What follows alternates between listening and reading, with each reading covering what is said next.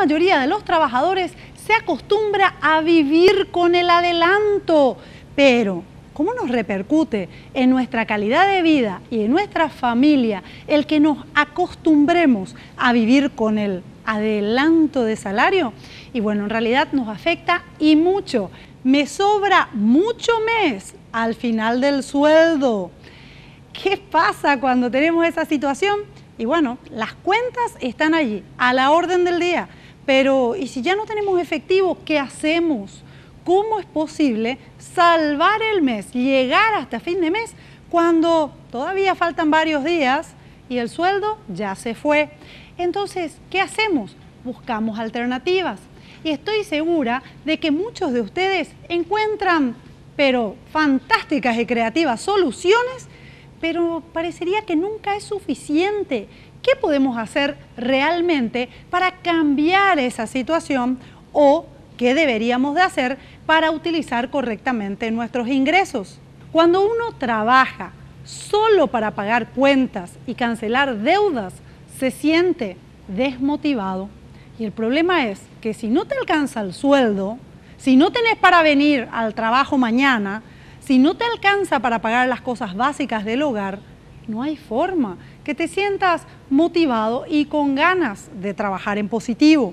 Entonces, al final, se convierte en un problema que cada vez crece más. ¿Cuáles son los gastos más fáciles de recortar? Los gastos superfluos. ¿Pero qué pasa cuando ya no tenemos gastos superfluos?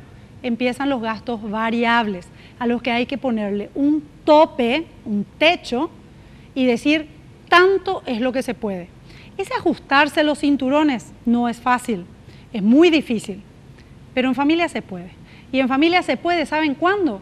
Cuando se ve el horizonte, cuando uno puede determinar, vamos a pasar por esto 3 meses, 4 meses, y va a tener un final feliz. Este círculo vicioso que repercute también en lo emocional, lo que a su vez perjudica lo afectivo en nuestras actividades sociales y luego en la salud. Cuando no tenemos ya ganas de salir, porque obviamente, ¿para qué me voy a ir a casa de mi mamá si yo no le puedo ayudar en nada? ¿Para qué le voy a invitar a la gente si yo no tengo ni para invitarle acá un jugo? ¿Para qué voy? Al final uno termina encerrándose, se pone como en una coraza en la que prefiere que nadie le hable para no tener que dar respuestas o para no tener que contar la situación. Imagínense a lo que uno llega cuando está con un problema económico que ni siquiera era grave, para él era grave, porque cuando uno está con el problema parecería que se está ahogando y que es un mar, y desde afuera podemos mirar y decir, pero es un vaso de agua, no hace falta que te ahogues. Y por eso es tan importante el poder tener con quien conversar de los problemas. ¿Qué es la libertad financiera? Es la capacidad que uno tiene de tomar sus propias decisiones. Y tus propias decisiones solamente son tuyas cuando surgen de aquello que uno define como necesidad. Y en realidad muchas veces caemos en algunas situaciones que no son de real necesidad. Nos convencemos de que son, pero no lo son. Y hay miles de ejemplos. Hay miles de ejemplos, desde el tipo de televisor que tenemos, desde el tipo de celular que tenemos, desde la marca del zapato deportivo que utilizamos, de miles de detalles. Y esos son puntos que tenemos que conversarlos en familia. Usualmente los niños y los adolescentes tienen una presión muy fuerte hacia los padres.